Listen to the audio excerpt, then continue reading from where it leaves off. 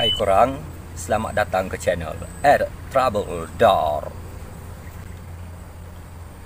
Video aku hari ni dirakamkan di tepi hutang lah, saja nak tukar selera sikit. Terima kasih kerana sudi menonton video aku. Tajuk yang korang tengok dekat video ini adalah merupakan satu tajuk, tapi di dalam satu tajuk ni ada 3 kisah yang berlaku. Tapi bukan masa yang sama, tetapi di lokasi yang sama.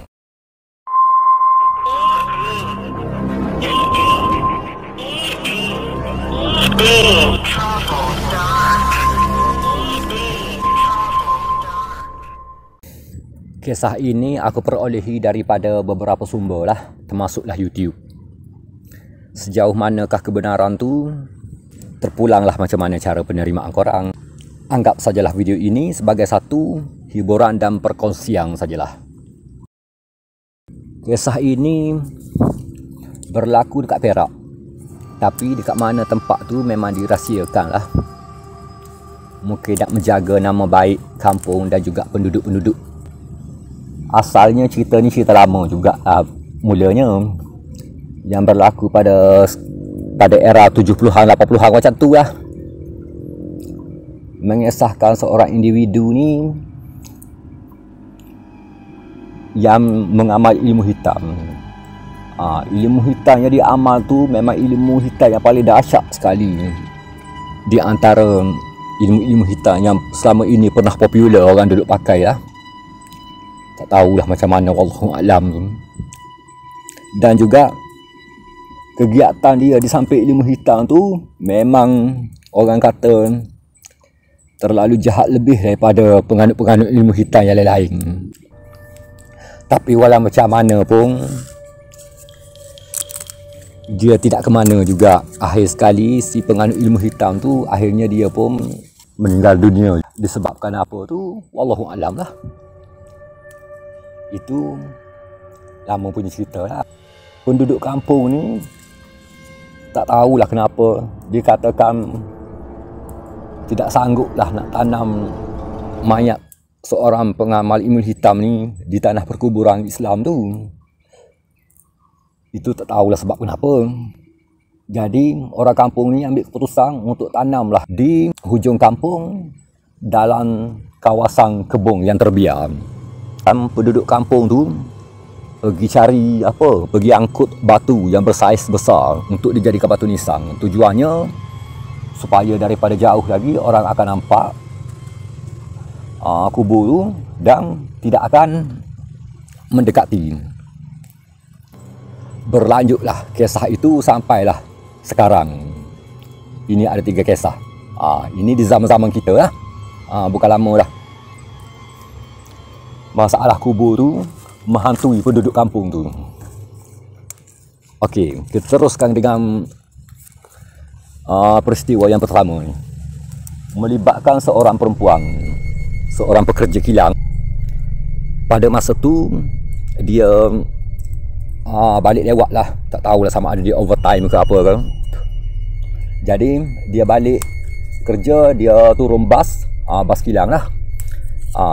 Tapi bas tu tidak hantar dia sampai ke rumah lah, disebabkan jalan nak pergi ke rumah dia tu hanya jalan kecil saja. Jadi bas tak masuk. Terpaksa lah dia tu nak kena berjalan kaki sendiri ke rumah dia. Tapi pada awalnya perempuan tu dia tidak fikirlah soal seram ke apa ni. Oleh kerana jalan tu dah moden sekarang ni kan, lampu jalan pun dah ada. Dia fikir itu dapat jugalah menemani dia untuk berjalan malam tu. Tapi dengan tiba-tiba perempuan ni serempak dengan sesuatu di tengah jalan tu. Kemudian korang tahu apa jadi dekat perempuan tu? Besok pagi penduduk kampung jumpa dia pengsan di dalam kebun tu. Tapi bila ditanya, perempuan tu cakap dia tak sedar apa yang terjadi pada dia dan macam mana dia boleh pengsan di dalam kebun. Dan dia ingatnya semasa dia nak berjalan nak balik tu, dia serempak dengan satu makhluk yang sangat menakutkan. Tapi dia tak ceritalah macam mana rupa tu. Itulah dia kisah pertama. Okay, sekarang kita lanjut kepada kisah yang kedua. Okey, untuk cerita pertama tadi Aku cakap lah ada lampu jalan kan. Pada suatu hari tu lampu jalan tu dekat situ rosak. Jalan tu memang akan menjadi gelap gila lah. Oi, membuatkan orang jadi tak sanggup nak lalu. Lepas tu penduduk kampung pun terpaksa lah membuat aduan kepada pihak TNB. Nak dijadikan cerita jugalah, orang-orang yang menyelenggara ni pergi waktu malam. Jadi dia pergi tu bertiga masa tu. Setelah dia sampai di lokasi, dia pun sandarkan tangga tu dekat tiang lampu tu. Satu orang panjat, dua orang tunggu dekat bawah. Semasa dia tengah asyik duduk repair lampu tu, dengan tiba-tiba je dua orang yang duduk kat bawah ni terkejut. Terdengar bunyi sesuatu, gedebuk. Bunyi. Rupa-rupanya apa? Rupa-rupanya yang duduk dekat atas tu terjun turun. Lepas tu dia pun kata, "Jom cabut." Cabut dah dia orang tiga tu. Rupa-rupanya masa dia tengah repair lampu tu, memang terkejut beruk dah. Dia tengok ada sesuatu duduk bertenggek di atas kabel. Dia cakap benda tu berbadan besar dan berbulu, berwarna hitam. Lepas tu yang masa dia lari tu, tangga yang dia orang sendal dekat tiang elektrik tu, dia tinggal macam tu je. Tapi macam mana pun itulah satu dugaan yang dilalui oleh seorang maintainer ni. Sekarang kita pergi kepada kisah yang ketiga. Di kampung yang sama juga, pada suatu hari tu adalah satu kumpulan tim paranormal lah. Tim paranormal ni yang dikatakan dia tu kebetulan tak ada job lah. Maknanya dia tak ada lokasi lah, lokasi tempat-tempat baru untuk pergi buat explore ni. Kebetulan lah salah seorang tim paranormal ni, aku bagilah nama samaran dia tu sebagai nama Abu lah, senang. Kebetulan lah si Abu ni ada seorang kawan ataupun kenalan lah dekat kampung yang dimaksudkan tu. Nak dijadikan cerita, si Abu ni dia ada call kawan dia tu dekat kampung tu. Jadi kawan dia ni aku bagilah nama Ramli lah. Dia telefon, "Hello Ramli, kau ada tahu tak mana-mana tempat lokasi-lokasi seram yang orang-orang belum jelajah lagi?" Ramli pun apa lagi cakap lah, "Kalau kau nak, ada dekat kampung aku ni." Jadi dia orang satu tim ni pun pergilah ke kampung tu. Dah berjumpa lah dengan si Ramli. Si Ramli pun bawa lah dia orang semua ni pergilah ke lokasi. Lepas tu Ramli ni dia hanya hantar sampai ke tepi jalan tu je.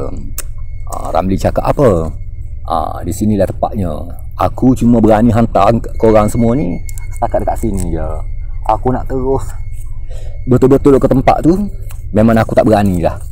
Jadi kalau korang nak pergi, pergilah. Tapi aku cakap terus terang, memang keras lain macam sikit dekat sini. Tapi dia orang tim-tim paranormal cakap apa? Alah, tak ada hal lah, kita orang ni dah biasa dah, macam-macam benda dah kita lalui. Lepas tu tak apalah, aku baliklah dulu, kata Ramli. Tapi Ramli ni masih lagi bersikap prihatin terhadap mereka ni, kepada tim-tim paranormal ni. Sebelum dia balik dia kata, tapi walau macam mana pun aku standby lah dekat rumah. Jika ada apa-apa hal, korang call aku. Ramli pun balik lah. Lepas tu tim-tim paranormal tu berjalan lah menyusul pergi ke lokasi kubur yang dimaksudkan tu. Bila dah sampai, dia orang semua ni bersiap sedia lah. Pacak tiang, pasang kamera, gantung lampu, apa semua bla bla bla bla bla lah. Tak sempat nak selesaikan kerja tu, tiba-tiba mereka semua ni menjadi macam kaku, kejam, ataupun tak boleh bergerak lah, senang cerita. Kaki, tangan tak boleh nak bergerak, termasuklah mulut pun tak boleh nak bercakap. Cuma yang boleh bergeraknya cuma biji mata saja yang boleh gerak. Semasa dia orang tu berada di dalam keadaan terkunci macam tu lah, tiba-tiba mereka didatangi dengan seekor makhluk yang berbadan besar dan berbulu. Tapi mereka tak boleh nak buat apa-apa, nak lari badan mereka terkunci, tak boleh nak bergerak. Makhluk itu datang tu hanya sekadar nak tampilkan diri sahaja, nak memperkenalkan diri sahaja. Bukannya dia datang tumbuk, datang gigit, datang apa pun. Bila makhluk itu sudah beredar daripada situ, dia orang semua tu yang kata tak boleh nak bergerak, terkunci lah apa tu kan, dengan tiba-tiba berubah jadi elok semula. Masa tu dia orang apa lagi, lekas-lekas lah kemas-kemas barang, cabut lah. Yang dikatakan Ramli ni, yang duduk kat rumah ni, tunggu panggilan daripada mereka ni. Jangan-jangan dah jadi apa-apa. Ramli pun call. Bila call, hello Abu. Macam mana kau orang semua tu? Abu ni dengan tiba-tiba je cakap apa? Kita orang semua dah balik dah belah dah. Tapi sempat lagi si Abu ni marah pula dekat Ramli. Dia kata, Ramli, engkau ni kalau nak bagi tempat tu agak-agak sikit, ini dah terlalu hardcore sangat. Bagilah yang seram-seram biasa-biasa sikit. Siap boleh pilih-pilih pula yang biasa-biasa je. Tapi walau macam mana pun, itulah dia 3 kisah yang nak aku kongsikan pada hari ini.